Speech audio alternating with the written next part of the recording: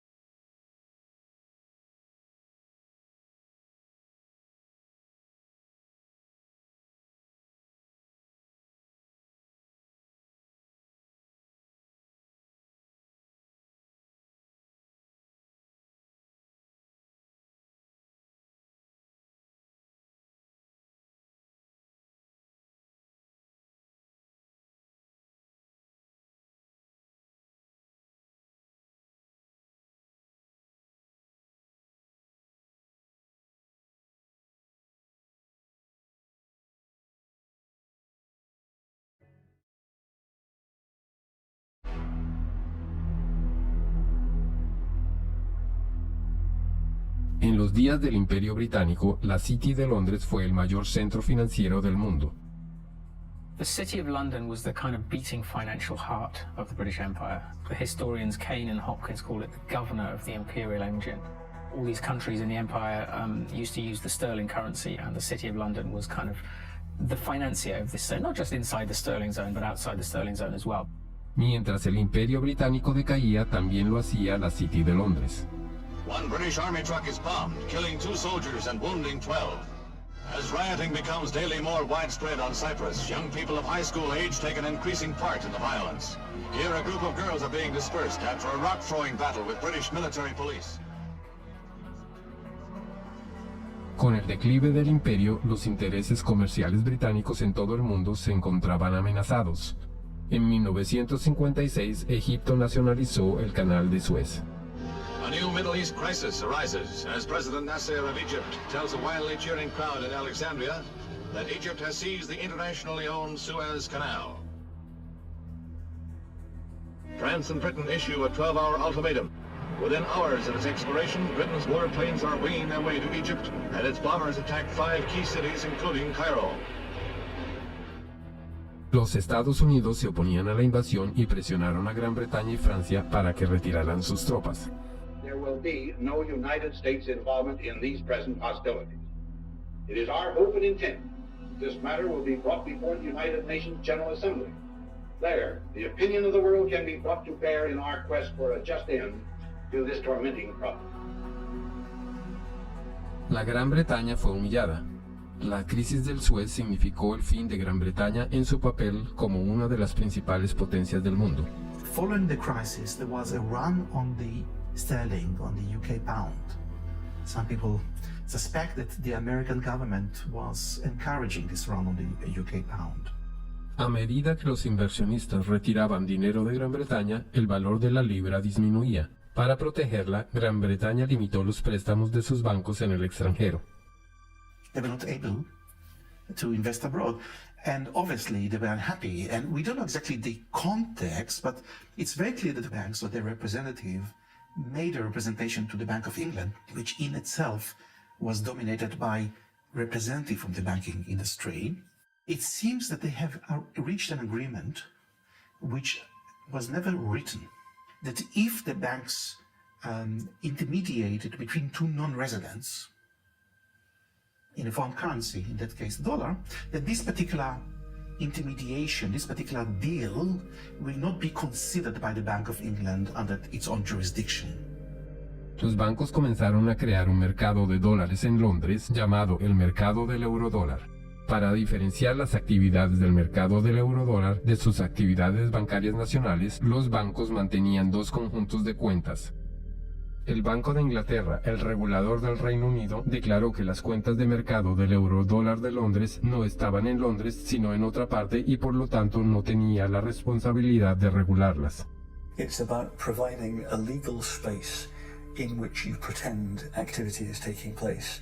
And the importance of that is that you pretend it's not taking place in the economy where it really is taking place. So you're taking activity from the place where it's regulated and taxed and pretending that it's happening elsewhere. Now where doesn't really matter, it's just elsewhere. Cuando los bancos estadounidenses se dieron cuenta de que Londres ofrecía la capacidad de evitar las regulaciones de Estados Unidos, trasladaron sus operaciones internacionales a la City. Casi al mismo tiempo que los bancos estadounidenses estaban trasladando sus operaciones internacionales a Londres, otro nuevo tipo de espacio financiero comenzó a surgir, lejos de Londres, en territorios de ultramar de Gran Bretaña, los remanentes del imperio. Back in the 60s, the Cayman Islands was a complete backwater. The stories go that mosquitoes were so thick in the air, sometimes they were enough to suffocate cows. That's a legend that you hear about the Cayman Islands. I don't know how true it was, but there was nothing happening there. Contadores y abogados de Londres llegaron a las Islas Caimán y otros dominios británicos y comenzaron a redactar un conjunto de leyes y reglamentos financieros secretos. Debido a que el gancho principal era el secreto, se llamaron jurisdicciones secretas. What the Cayman Islands was doing was straightforwardly illegal activity. Drugs money was coming in huge quantities, tax evasion, whatever you wanted, you could have it. El Banco de Inglaterra, que observaba los desarrollos desde Londres, señaló en un informe marcado como secreto y fechado el 11 de abril de 1969, tenemos que estar muy seguros de que la posible proliferación de sociedades fiduciarias, bancos y demás, que en la mayoría de los casos no son más que empresas fantasma manipulando activos fuera de las islas, no se nos vaya de las manos. Por supuesto no hay objeción a que suministren escondrijos a los no residentes, pero tenemos que estar seguros de que así no estemos creando oportunidades para la transferencia de capital del Reino Unido a zonas que no se rigen por la libra y sus normas.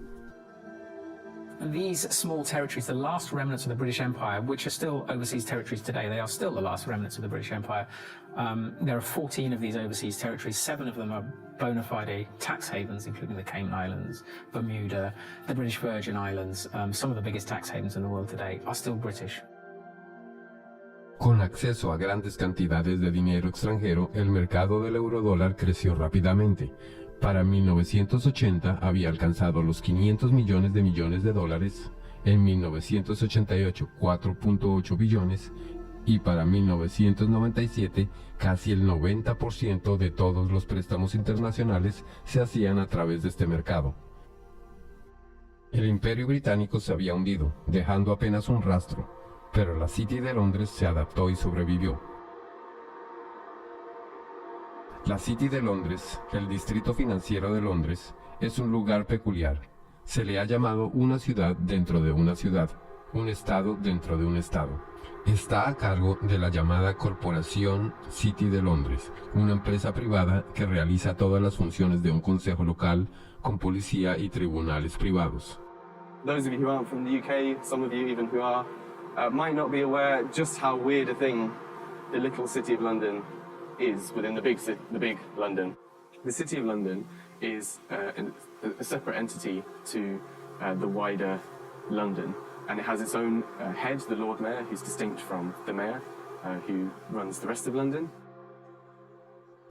Cada noviembre, la ciudad pone en escena el gran espectáculo del alcalde, la procesión municipal más antigua del mundo.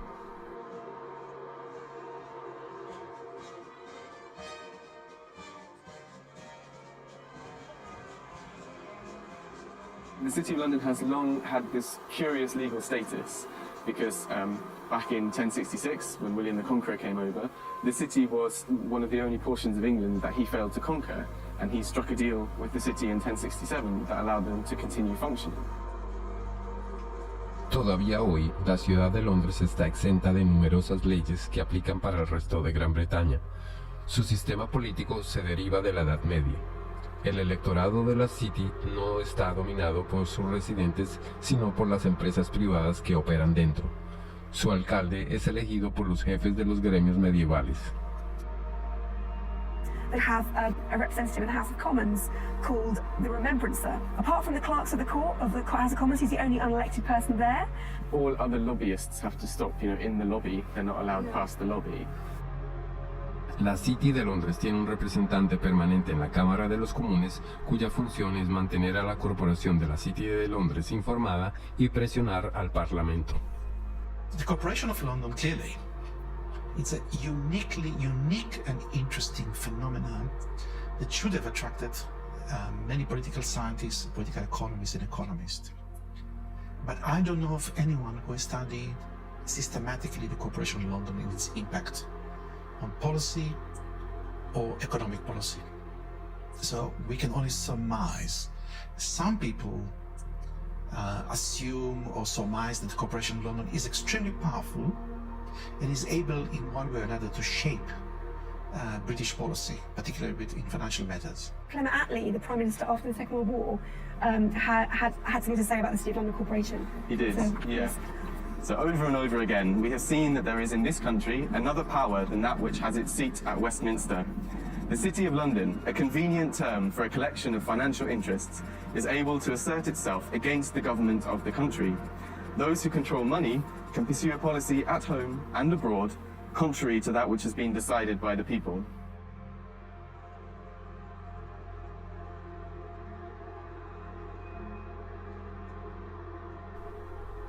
En el corazón de la City de Londres se encuentra el Banco de Inglaterra. El Banco de Inglaterra no es solo un banco central, sino también un regulador financiero. Con la desaparición del imperio, el Banco de Inglaterra usó esa autoridad reguladora para ayudar a traer bancos mundiales a Londres. En 1972, el Banco de Inglaterra emitió una licencia para el Banco de Crédito y Comercio Internacional, estableciendo su sede en Londres. En 10 años, el Banco de Crédito y Comercio Internacional se convirtió en el séptimo banco más grande del mundo. 10 años más tarde, el BCCI quebró. The deputy director of the CIA, Richard Kerr, said late today that the CIA did use BCCI to support CIA activities overseas. Pero el BCCI no solo había colaborado con los servicios de inteligencia del mundo, sino que se había involucrado extensamente en fraude financiero, lavado de dinero y financiación de terrorismo. BCCI constituted international global crime of a level that boggles the mind. BCCI was financing terrorism. The Bank of England knew it, says the report, but instead of supervising it properly, it tried to prevent the bank's collapse. I am saying very directly that the Bank of England had sufficient information in front of it to close BCCI 15 months earlier than it did. Millions of depositors were hurt in that process. Muchos denunciantes del BCCI contactaron al Banco de Inglaterra. Sin embargo, el Banco de Inglaterra no hizo nada. The Bank of England had plenty of time to intervene and investigate, but it did not do so because the tradition at that time, which still survives, is that, well, actually, you have to just kind of send hints and talk over lunch tables with the chaps regulating other chaps, and all would be well. Robin Lee Pemberton, el gobernador del Banco de Inglaterra en el momento del colapso del BCCI, comentó: "El actual sistema de supervisión ha servido bien a la comunidad. Si cerramos un banco cada vez que encontramos un indicio de fraude, tendríamos muchos menos bancos que los que tenemos en este momento". Londres era un lugar en el que los bancos participaban en negocios que no estaban permitidos en otros lugares, donde los directivos de bancos no tenían que preocuparse por las consecuencias de sus acciones. Esta es una de las razones por las que hoy hay más bancos en Londres que en cualquier otro centro financiero. In Britain, nobody goes to jail. No bankers go to jail. They generally don't. They are a protected species. And that is part of the offshore business model of the UK, is to say, we will protect you, we will bring your money here, we will look after you, we're not going to put you in prison, we'll let you do what you want. Regulación ligera fue una manera de atraer negocios a Londres. Otra fue la confidencialidad. Desde la década de los 60, las instituciones de la City de Londres comenzaron a establecer sucursales en el extranjero, en los antiguos puestos de avanzada del Imperio Británico. Su objetivo era crear centros en el extranjero con una legislación de estricta confidencialidad para atraer capitales de todo el mundo. Swiss banking secrecy is the most famous, the most well-known. You put your money in a Swiss bank and they promise not to tell anybody, and that's one kind of secrecy. But another kind of secrecy, which is very British, is the trust. And the trust is a very slippery, complicated and devious mechanism. Trusts emerged, the legend has it, from the time of the Crusades, when the knights would go off and fight in foreign lands, and they would leave their assets in the care of trusted stewards. What trusts do ultimately is they play with the concept of ownership. Ownership is not such a simple thing. So the settlor, the knight in this case, would hand over the assets to someone who these days would be called a trustee. It's often a lawyer. Legally, you are separated from those assets. They're not yours anymore. There's a barrier. You can't be taxed on them. Nobody's going to find anything about your connection to these assets.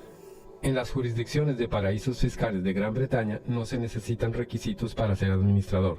Cualquiera puede crear un fideicomiso y actuar como fiduciario. No existe un registro de fideicomisos, no hay entidades para certificar el establecimiento de fideicomisos. The only persons who know about the creation of this agreement are the trustee and the settlor. There's no obligation to register it. There is no financial reporting obligation of trusts. They're not required to put annual statements onto account anywhere. So actually trusts are, to all intents and purposes, invisible arrangements. El economista John Christensen fue el asesor económico de la jurisdicción confidencial de Jersey por 10 años. We're not talking about a few million. We're talking now about trillions. Trillions of dollars of capital, which apparently belong to nobody. For tax purposes and for other purposes, they belong to nobody. Everything, works of arts, gold bullion, racehorses, cars, real estate, not just financial assets, but a whole load of non-financial assets belong to these trusts. Sitting there, belonging to nobody. Now think that one through, because we are talking about maybe as much as $50 trillion of assets sitting offshore behind these instruments. Well, the Cayman Islands are among several British overseas territories who have signed a new information exchange agreement with Britain and the rest of Europe to tackle tax evasion. The countries are now required to automatically provide details of the ownership of bank accounts and how they're used. Cayman became the first signatory last week. It's important that the Cayman Islands should be recognised as the first overseas territory to sign such an agreement with the United Kingdom. And I think this importantly reflects the constructive approach that the Cayman Islands has taken in delivering our shared objective of rooting out tax evasion. The trust lies at the core of the British secrecy model. They don't use banking secrecy. The Swiss use banking secrecy. The British, of course, are only too willing to kill off banking secrecy because they will then capture a larger market share. That's why the Brits are doing this. Los fideicomisos son el componente básico de la confidencialidad anglosajona y forman la base sobre la cual se crean estructuras de paraísos fiscales complejas. Cada jurisdicción secreta ofrece un conjunto específico de servicios, desde depósitos a empresas fantasma a cuentas bancarias secretas y directores nominales. La combinación de servicios en estructuras complejas que abarcan múltiples jurisdicciones permite la creación de estructuras secretas que son casi imposibles de penetrar. An offshore structure will often have a trust kind of sitting at the top of it. The trust will be here managing the assets, kind of controlling the assets. Underneath it, the trust will own some shell companies. Each one might be in a different jurisdiction. So you might have a trust in one jurisdiction whose trustees are somewhere else, whose beneficiaries are somewhere else, which owns offshore companies somewhere else. Each of these companies might then own assets, so that they might own, a bank account, a racehorse, a yacht, a painting, a portfolio of shares or whatever. Hay cantidades de variaciones de fideicomisos y estructuras de paraísos fiscales confidenciales. Hay abogados en paraísos fiscales cuyo trabajo consiste en crear estructuras cada vez más complejas y ocultas. El objetivo de estas estructuras es ocultar la identidad de los propietarios de bienes en paraísos fiscales y permitir que esta riqueza circule nuevamente en los mercados globales. Looking on the amount of money being administrated from tax havens, you see that it is a curve going like this.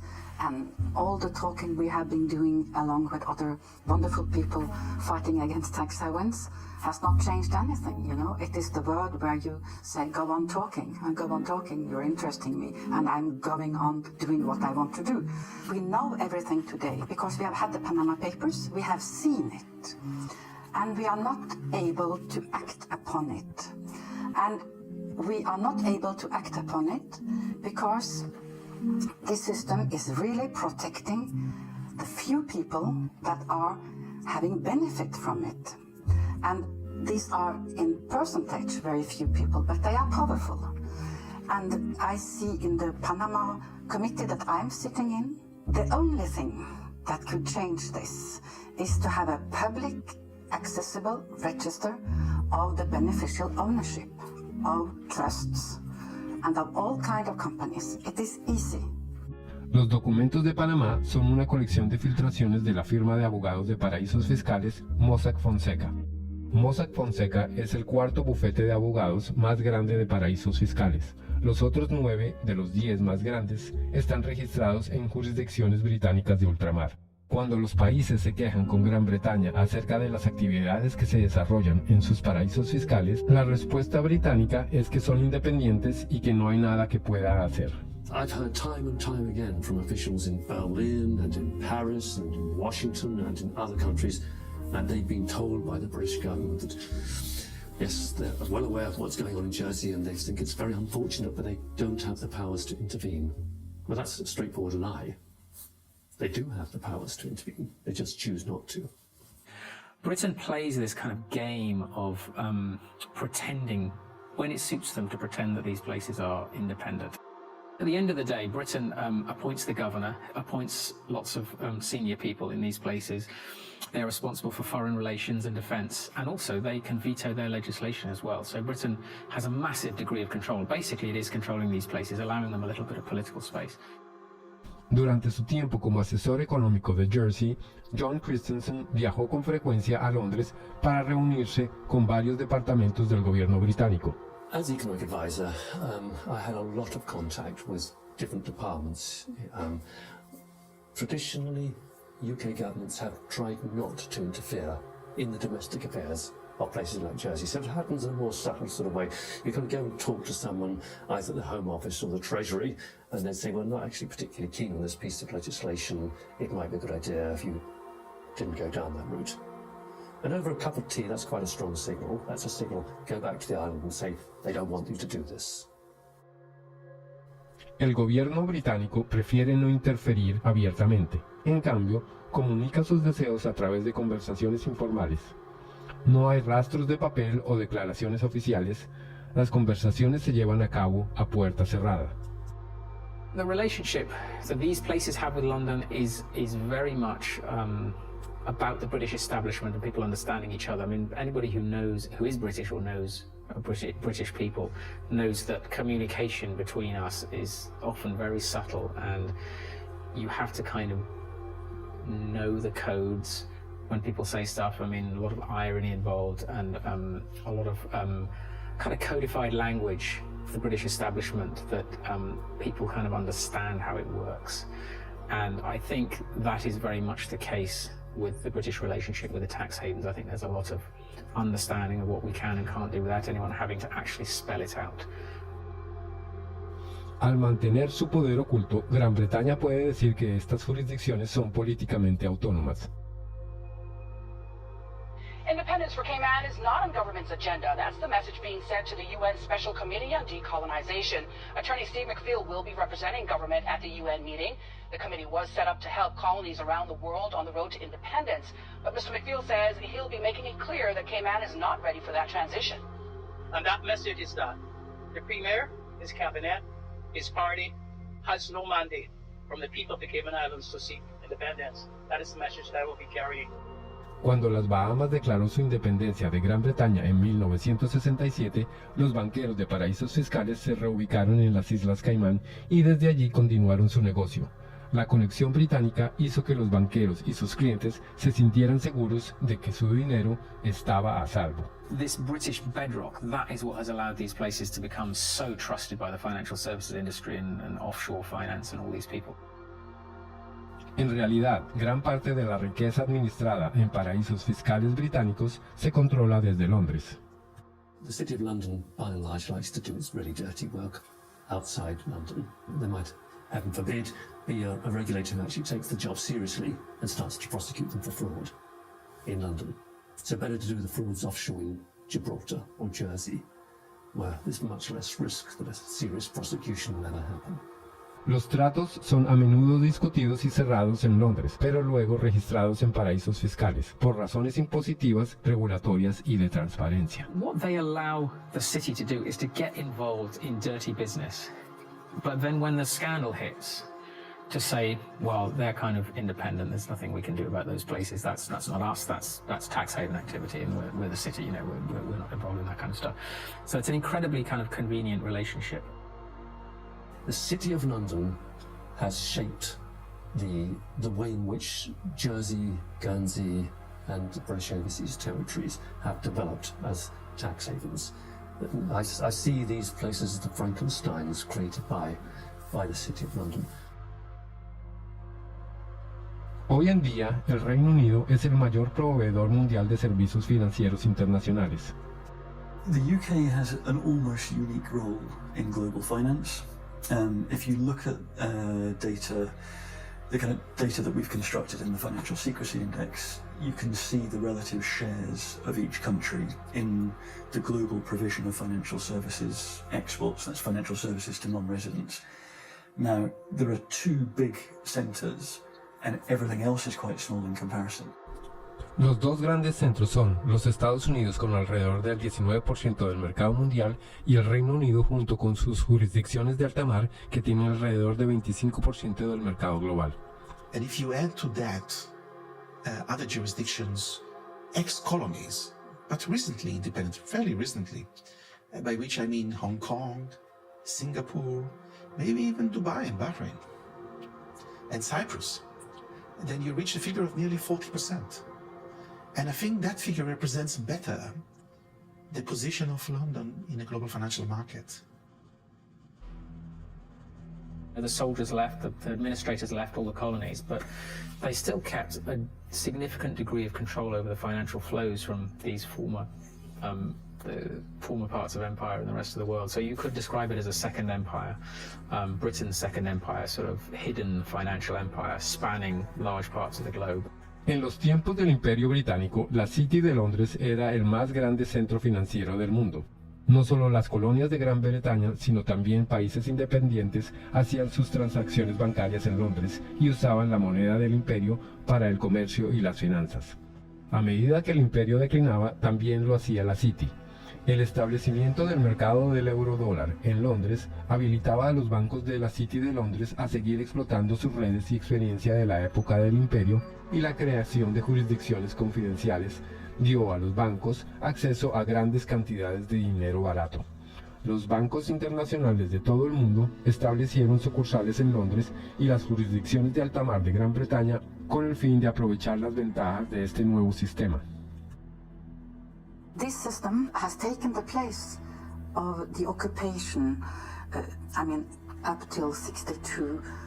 For France, I don't know for England, but about the same time, England were physically present in India, for instance, or in other colonies. And when you look at the money flows through the tax havens, they are increasing when we withdraw from the colonies. We are still plundering developing countries as former colonial powers. Individuos ricos, el crimen organizado y las empresas pusieron su riqueza en paraísos fiscales a cambio de confidencialidad y no tener que pagar impuestos. Y a medida que los países de todo el mundo comenzaron a desregular y abrir sus economías, se volvió cada vez más fácil hacerlo. Hoy en día, aproximadamente la mitad de toda la riqueza mundial en paraísos fiscales puede estar oculta en jurisdicciones confidenciales de Gran Bretaña. Uno de los perdedores es África, cuya fuga de capital fluye sobre todo hacia las modernas redes de araña británicas. I think it's no coincidence that Britain's offshore empire emerged more or less at the same time as the collapse of the former empire. We tend to think of Africa as being a huge net debtor to the rest of the world.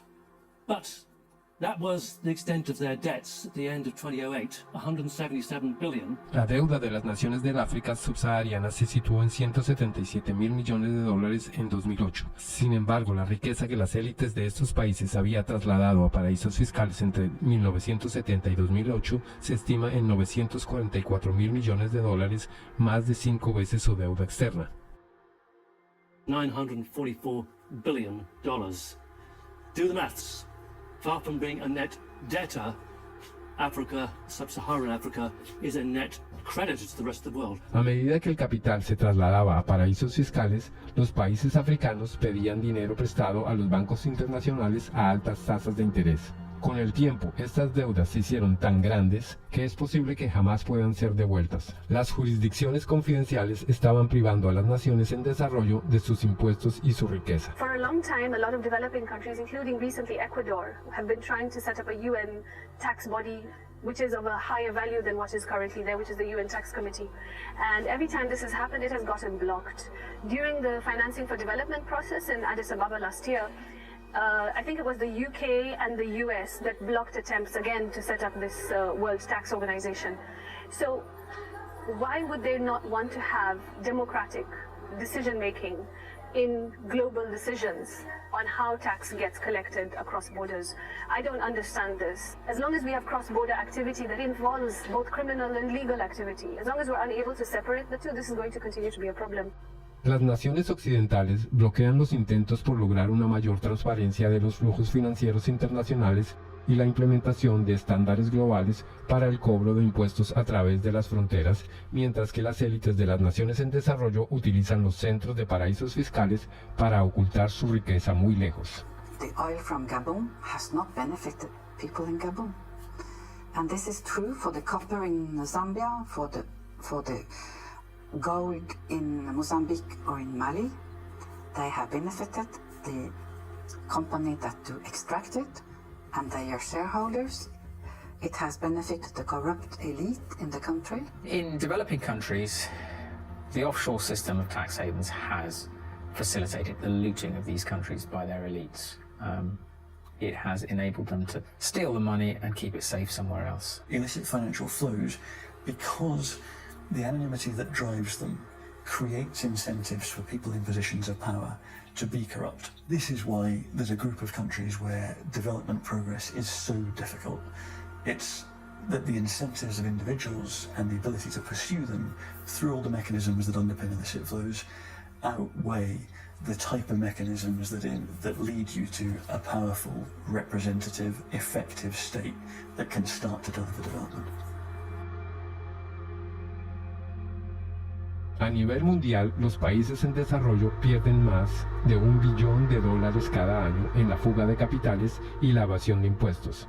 La mayor parte de esta riqueza fluye hacia grandes naciones occidentales, como Estados Unidos y Gran Bretaña, y posibilita que sus monedas se mantengan fuertes, mientras que las naciones en desarrollo se mantienen débiles. Sin embargo, los flujos ilícitos hacia los países occidentales tuvieron otro efecto secundario inesperado. Las economías de Estados Unidos y Gran Bretaña comenzaron a financiarizarse, es decir, a quedar dominadas por el sector financiero. Los orígenes de esta financiarización o desindustrialización se remontan a la década de 1960. Anti-war demonstrators protest U.S. involvement in the Vietnam War, in mass marches, rallies, and demonstrations. President Johnson, meanwhile, let it be known that the FBI is closely watching all anti-war activity. En la década de 1960, el economista estadounidense Michael Hudson trabajaba en el banco Chase Manhattan en Wall Street como economista de balanza de pagos. During the 1960s, the United States balance of payments deficit was entirely a result of foreign military expenditures. Los dólares fluían hacia afuera de los Estados Unidos como resultado del costo de la guerra de Vietnam. Estados Unidos intentó evitar que los dólares que fluían a Vietnam fueran depositados en bancos extranjeros. The government asked Chase to set up a branch in Saigon during the Vietnam War. And as you can imagine, it didn't have windows. It was sort of a fortress. It lost money, but the government went to Chase because it said, if you don't get this money that's being thrown off by the military in Vietnam, then it's going to go into French banks. It'll get to General de Gaulle, and you know what he's going to do every month. He's going to cash it in for gold. That's what the United States was trying to stop. Los Estados Unidos no tuvieron éxito en detener la pérdida de dinero. por lo que comenzaron a tramar un plan diferente. En 1967, un ex empleado del Departamento de Estado le entregó una nota a Michael Hudson. In 1967, I was given by a former State Department employee in the elevator at Chase Manhattan a memo from the State Department urging that Chase Manhattan would take the lead in helping the United States become the Switzerland of the world, meaning the flight capital. The State Department, through Chase, asked me to estimate how much money do you think is available if America were to become the new Switzerland, and how do we do it? The plan was to organize offshore banking centers in the Caribbean and elsewhere, and the hot money wouldn't come directly into Chase because that wouldn't be nice and very legal. What happened was that the Latin American criminals, other criminals, drug dealers, all sorts of organized crime would put their money in the offshore Caribbean banks, and these offshore banks would then deposit the inflow in the head office. Al mover dólares de los paraísos fiscales de nuevo hacia los Estados Unidos, podían detener la salida de dólares y mantener el valor de su moneda. Every country looks to its foreign exchange rate, and the foreign exchange rate is not only imports and exports, it's capital movements.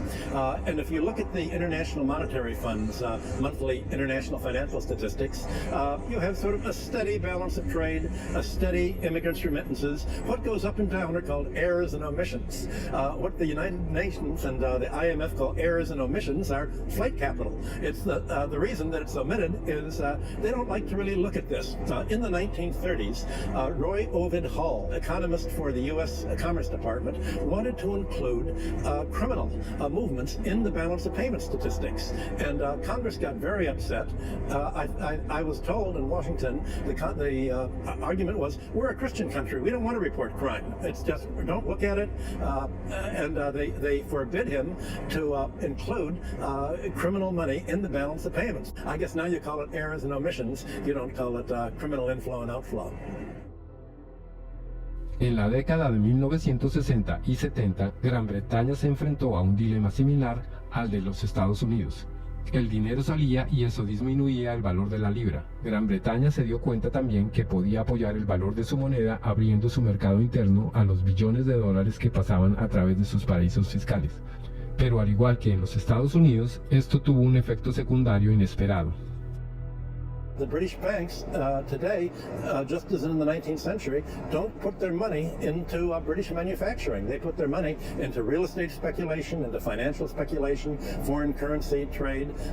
So the financialization of London has helped deindustrialize the country because it's enabled sterling to be supported by this huge inflow of hot money, this inflow of drug dealing money and criminal money and tax evasion money all over the world that is going to London instead of going to Switzerland, Liechtenstein, or the Caribbean.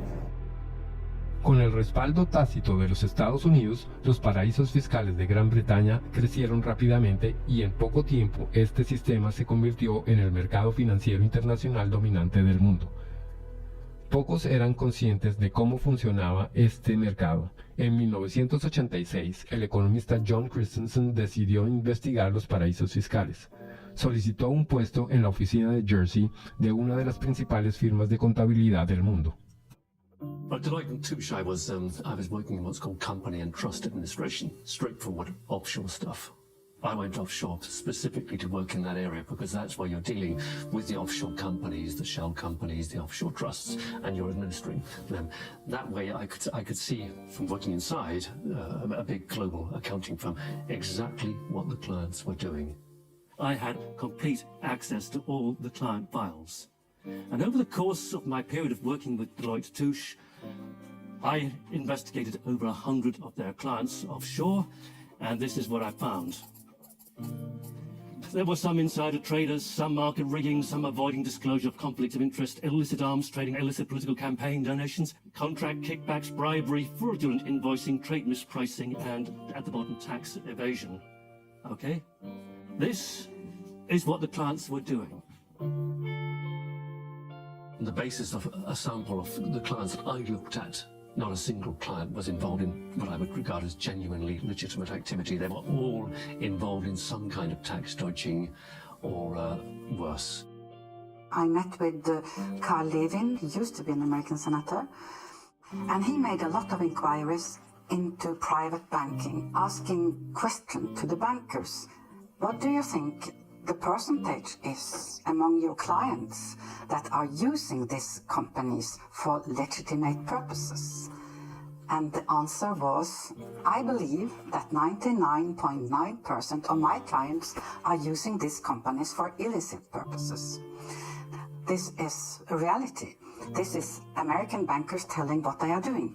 And it's exactly the same thing with UK bankers helping their clients to have accounts in Panama or in Bermuda or in Cayman Islands.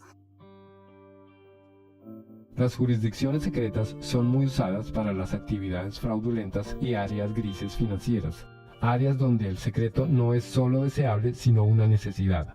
La actividad financiera legítima no tiene ninguna necesidad de la confidencialidad que los paraísos fiscales proporcionan, ni un deseo de pagar los altos honorarios que cobran los bancos y bufetes de abogados de paraísos fiscales. Hoy en día, casi la mitad de las jurisdicciones secretas del mundo son dependencias británicas.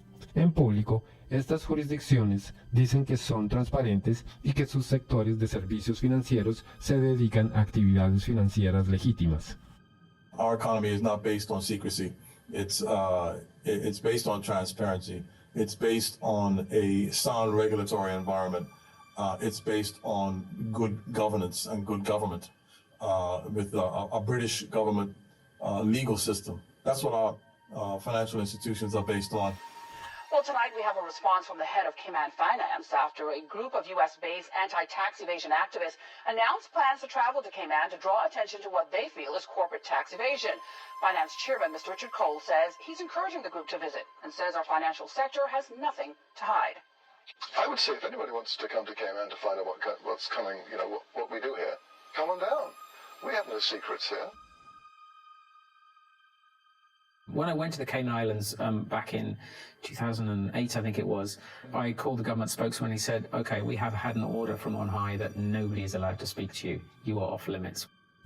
En 2011, el periodista Nicholas Saxon publicó Las Islas del Tesoro, un libro pionero sobre el sistema de paraísos fiscales. The author of a series of international media reports says he would welcome a debate with Cayman Finance Chair Tony Travers. Mr. Travers recently called Nicholas Jackson an imbecile with the understanding of an 11-year-old. There are always going to be the politics of envy. Now, the politics of envy are exacerbated by imbeciles who don't actually understand what's going on in the Cayman Islands. I don't know what he's talking about. And furthermore, he doesn't know what he's talking about. Las Islas Caimán son el quinto centro financiero más grande del mundo. Tiene 80.000 empresas registradas, más de 3/4 partes de los fondos de cobertura de alto riesgo del mundo y 1.9 billones en depósitos. Tiene una población de 60.000 habitantes y aproximadamente equivalente a los sin techo de Nueva York. Una extraña mezcla de personajes puebla el mundo de paraísos fiscales. Exalumnos de colegios públicos británicos, miembros de los servicios de inteligencia del mundo, criminales globales, lores y damas surtidos y banqueros en abundancia. Con tanto en juego para tantos individuos ricos y poderosos, puede que no sea una sorpresa que los paraísos fiscales británicos hayan desarrollado curiosos mecanismos para prevenir la filtración de información. For many people who work offshore and who don't like what they're doing, it's very hard indeed to dissent, because they will be attacked personally with a degree of viciousness which is quite extraordinary. Most of the time, the instruments of suppression are relatively sophisticated.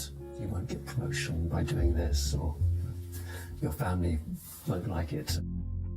It's not generally, let's slam them in prison. That's far too crude. We are talking about very substantially, you know, the establishment, the British establishment in these cases. The mechanisms are very, very subtle. Sort of ostracism is one way of doing it. These peculiar mechanisms for, you know, if someone tries to blow the whistle, you find all sorts of methods that aren't, you know, just fire them, you give them far too much work to do, you steer them in a different direction.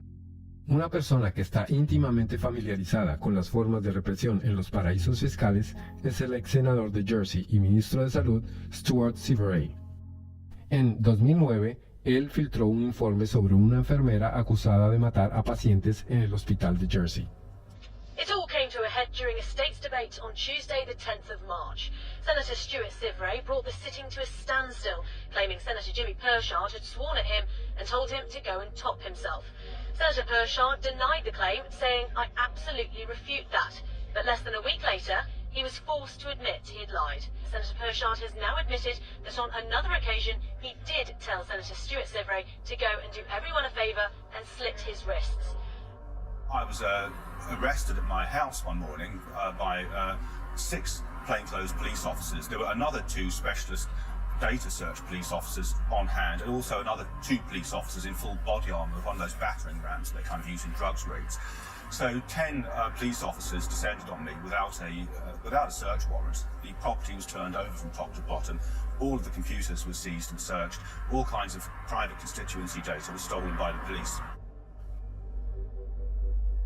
Poco después de comenzar el rodaje, un oficial de policía salió de la estación y cuando pasaba sonrió a la cámara. El oficial iba en camino de probar las sirenas de su moto, lo que hizo a intervalos durante gran parte del resto de la entrevista. When it came to prosecuting me, Stuart Sivray fue procesado en virtud de la Ley de Protección de Datos. When the authorities were prosecuting me, I claimed that this was a legitimate public interest disclosure defence, and I, with an expert witness, was able to produce a set of reports that effectively destroyed the prosecution case. En reacción a esto, los jueces decidieron que la defensa de Stuart Sivray, que había filtrado el informe en interés del público, ya no sería admisible, pero el juicio continuó de todas formas sin defensa. Durante los últimos 7 años, Stuart Sivray ha sido repetidamente llevado a los tribunales y encarcelado 3 veces. Él no sabe si la persecución va a terminar ni sabe cuándo se encontrará nuevamente tras las rejas. To look at Jersey from the outside, it looks like it's got a prosecution system, it looks like it's got a court and a legislature, but none of it's real. It's a Potemkin village. None of these systems in Jersey meet the tests of being objective or actually functioning properly. The experience that Stuart Sivray had is, he's perhaps at the blunter end of the scale. He was simply suppressed and taken to court on trumped-up charges. Let's carry on pretending to do the interview. They might be bored. This is the kind of how oppression happens in Jersey. See, all kinds of little things get done to harass people. Even they don't often go to the kinds of extremes that they did against me in terms of actually arresting me and putting me in prison. But the authorities use all kinds of other lesser little methods to interfere with people, kind of sabotage things. Obstruct people, make life difficult for people. If you annoy the establishment in Jersey, you won't get a job here. Your children won't get decent jobs. That's kind of how it works. I went to Jersey in March 2009 with Nick Shaxson. About 24 hours after we arrived in Jersey, we were there for several days. Nick said, have you noticed that we're being followed? Ever since we arrived at the airport, we've been followed.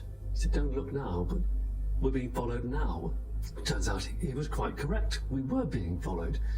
And I found that very disturbing indeed.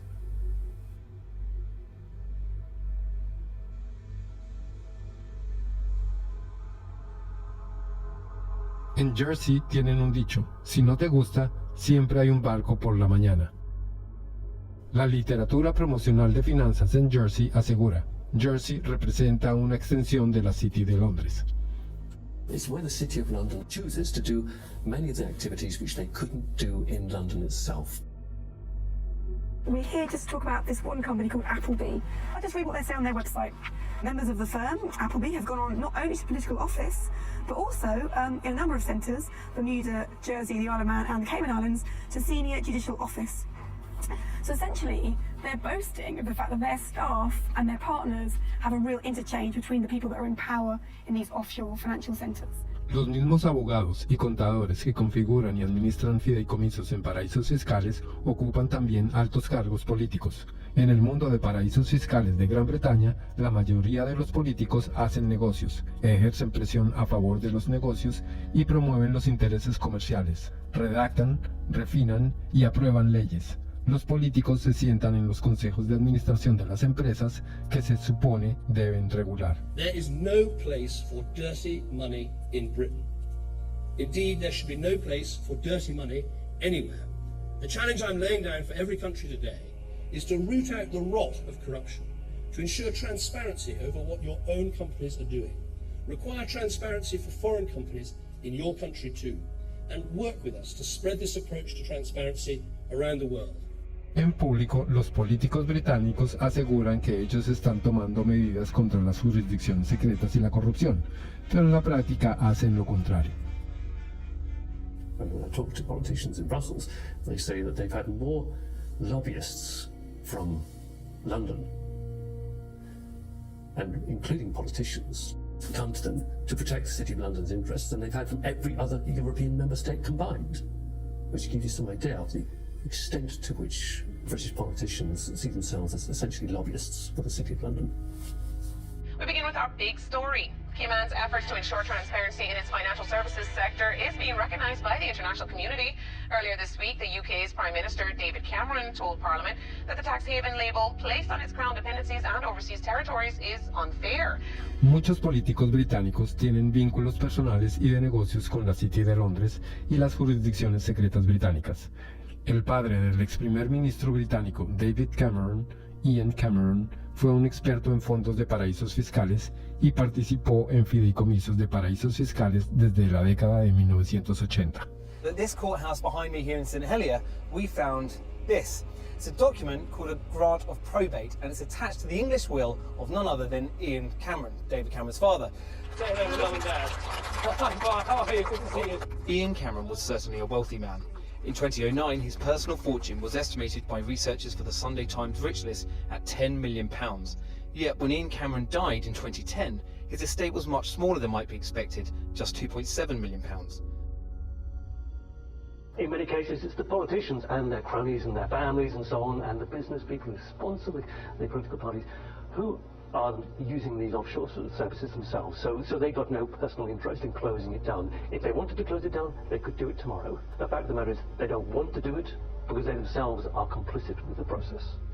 If you come from the same kind of background, you know the right people, then all the kind of legal niceties will often fall away. You can get away with doing all sorts of things that they wouldn't just let any old person, you know, if you came knocking on the door saying, can you set up an offshore company to do this, they'd tell you to get lost. But if you're part of the networks, you can do these kinds of things. So that's a very important part of the whole system. Upper class British public school kind of establishment that has been there since, you know, for centuries. La dirigencia británica, un club de viejos muchachos de las élites privilegiadas, había creado un nicho lucrativo para sí mismos en el mundo de paraísos fiscales después de la desaparición del imperio. Ellos se transformaron en los administradores del imperio, en los manipuladores financieros para la élite global y las corporaciones multinacionales. A medida que más dinero fluyó a paraísos fiscales, las sociedades de todo el mundo comenzaron a sentir el impacto del mundo de paraísos fiscales. The reality is not what you believe, that your prime minister has the power to decide on the future of your country. The power is hidden here. We have country after country around the world where the lack of financial transparency about taxation, about ownership, about corruption has undermined the extent to which governments deliver representative policy making for their citizens.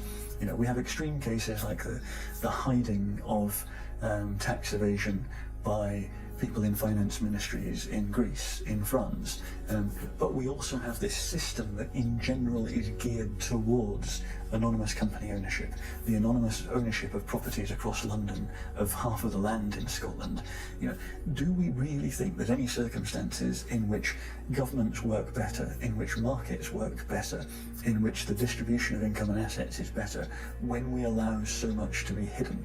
Who wants to not know who you're doing business with? Who wants their government to have people working for it, or to be led by people whose assets are hidden, whose financial transactions are conducted anonymously offshore. This is a bad direction for the world. We need the citizens to understand what is happening, that they are the ones who is carrying the burden, and that some individuals having the power are exonerating themselves. Ordinary people are paying taxes, rich people are not. So this is inequality, and it is leading up to populism, because it shows so clearly that the people today leading the world are not able to take care of the interest of ordinary people.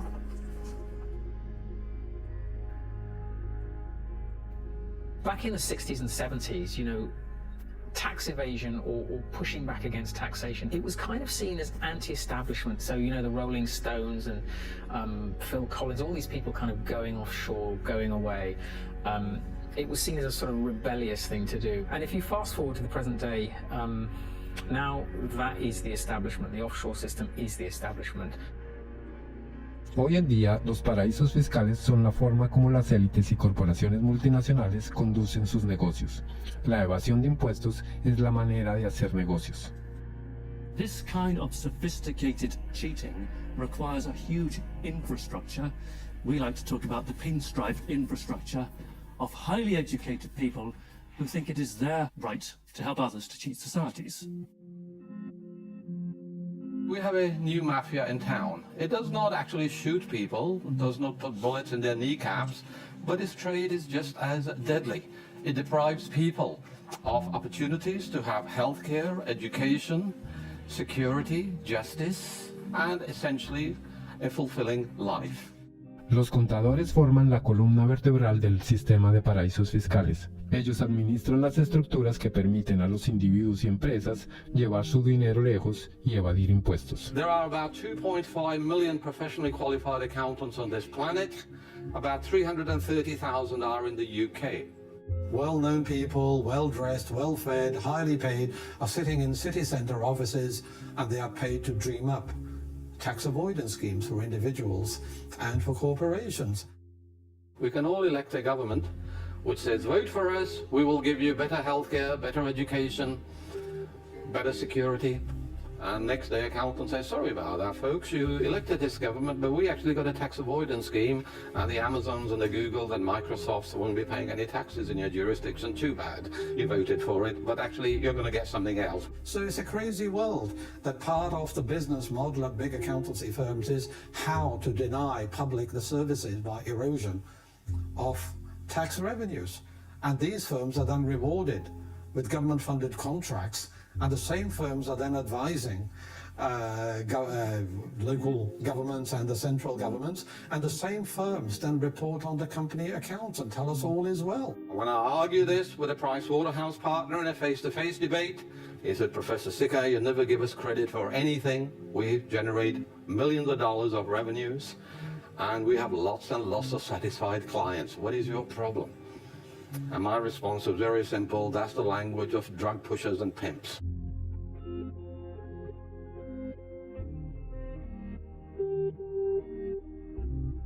Una nueva casta de funcionarios estaba llegando a la cima de Gran Bretaña.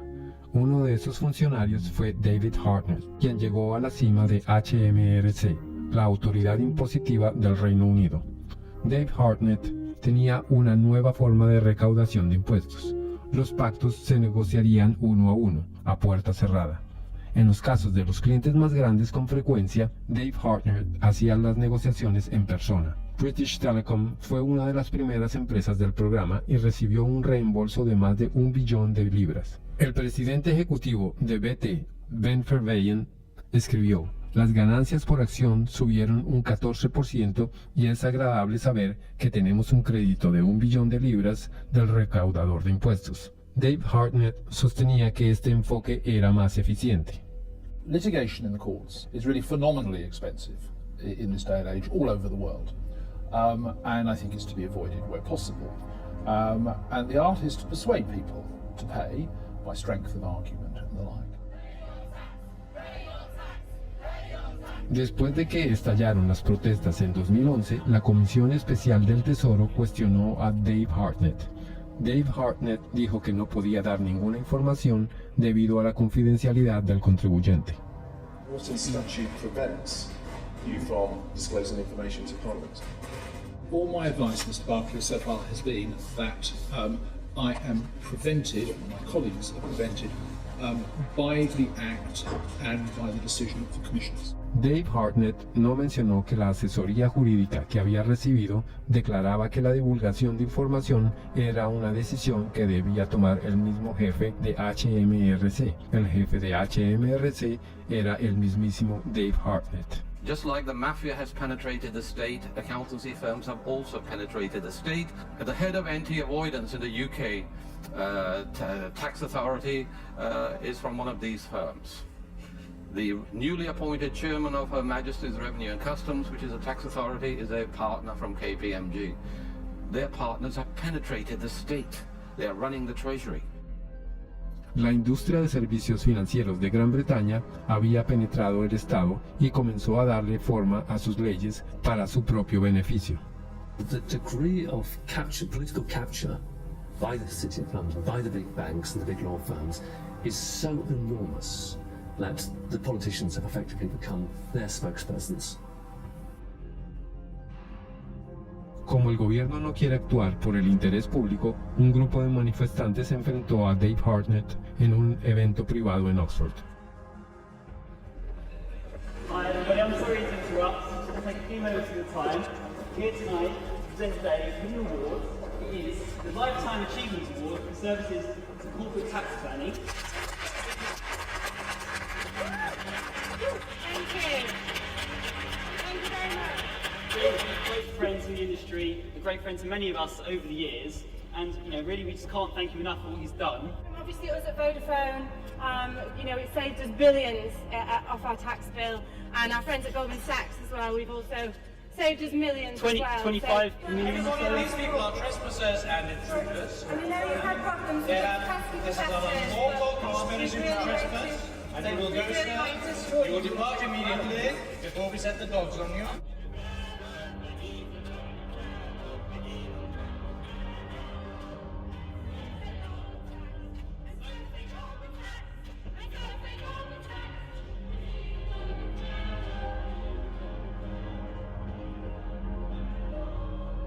Go. You're trespassing scum. Go.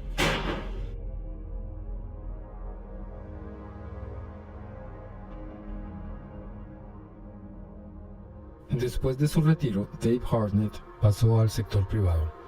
Uno de sus puestos es con la firma de contabilidad Deloitte, donde asesora a gobiernos extranjeros en impuestos empresariales. Dave Hartnett es un compañero de la Orden del Baño, honor conferido a él por el monarca británico. We have former ministers acting as advisors to accountancy firms. Accountancy firms provide jobs and consultancies for potential ministers. To my mind, really, it's an indication of corrupt structures. People are buying and selling influences. When a former minister works for an accountancy firm, he's not providing any accounting knowledge, he's opening political opportunities, home and abroad. That is what they are doing. I hope by now you'll share my view that I don't trust most bankers, I don't trust most lawyers, I don't trust most accounting firms. I actually think they're engaged in a conspiracy against public interest. En Gran Bretaña, la confidencialidad y la complejidad de las finanzas y el gobierno ayudan a ocultar la corrupción en la función pública. Las estructuras financieras son a menudo tan complejas que incluso después de ser reveladas públicamente no se reconocen ampliamente por lo que son. Un ejemplo de esto es PFI, la Iniciativa de Financiación Privada. PFI is Private Finance Initiative. It is a way of funding public infrastructure, things like hospitals, schools, roads and bridges, but financing them via the private sector rather than the historical method, which is via central government. Over a period of 30 or 40 years, the amount of kind of repayment costs will be sort of 3 or 4 times higher overall than if you borrowed it from central government in the first place. So it's basically a giant accounting scam. Once the PFI policy has been set up, you find that the big 4 accountancy firms were actually paid members of staff within the Treasury Department who were then actually going around and selling and advising upon the implementation of PFI contracts by public authorities. Effectively saying, come to us and we will show you how to derive the most benefit from it. In other words, how to perhaps exploit the legislation. Even the offices of the state tax authority are now owned offshore. HMRC, which is the tax collector here in the UK, their offices are owned in Bermuda by a company called Mapley Steps. It's quite incredible. La compañía propietaria del contrato IFP para hacer funcionar la oficina central de HMRC pidió prestado dinero a inversores de paraísos fiscales a un interés del 15%. Como el interés era tan alto, la empresa perdía dinero y por ello no pagaba impuestos. En 2011, HMRC no pudo probar que ninguna empresa de PFI estuviera pagando impuestos en el Reino Unido. I think we need to have a serious conversation about the role of government in this whole debacle and how much our government has been penetrated by big banks and accountancy firms, and ultimately in whose interest it operates.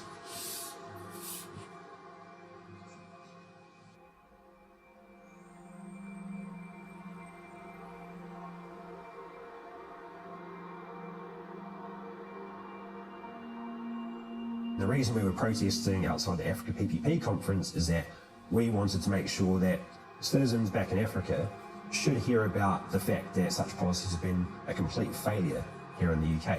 We know that these products are not being marketed to African countries in their own best interests. Their only motivation is to spread the reach of financial services into new markets. It's all being promoted in the interest of the City of London. What you're seeing is basically a second form of colonialisation. You've had initially occupation, resource extraction, and through that process, countries like Britain, which have had a large offshore empire, have developed significant networks, and now those networks are being used to promote and exploit financial services